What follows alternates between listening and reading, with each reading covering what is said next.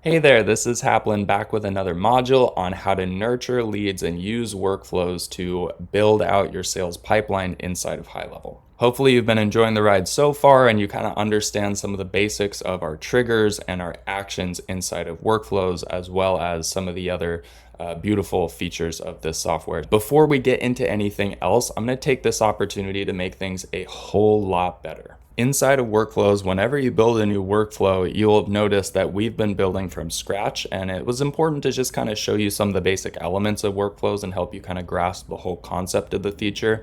But now you've sort of graduated, so we're going to start cutting some corners here. Turns out we have done a lot of the hard work for you in crafting templated workflows for the most common use cases. These are called recipes, and when you build a new workflow, you have the option to select a recipe, which will pull up a grid of all the different recipes we've created for you. Obviously, following up with a new lead is a very common use case, and we have covered that. The recipe is called Fast 5. We call it Fast 5 because we know at High Level statistically that following up with a lead within the first 5 minutes of them being generated makes them about 100 times more likely to convert than if you waited even just 30 minutes after you first generated them. It's one of the main points of this whole playbook, and it's one of the main points of High Level, really. We want to be making a connection with the leads we're generating. That is how we're going to get the most value out of our paid and organic traffic. So you can see basically everything that we created is pre-built for you in the Fast 5 recipe. I highly recommend using recipes just to save yourself the time of building stuff.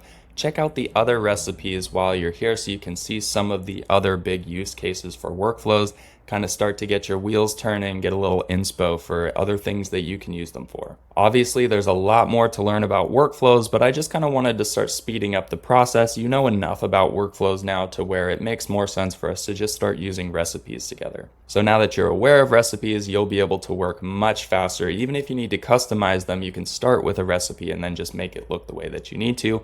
Typically works a lot faster than building totally from scratch. And that's really all I had to cover in this module. So now that you understand the power of recipes, you can go ahead and move on to the next one.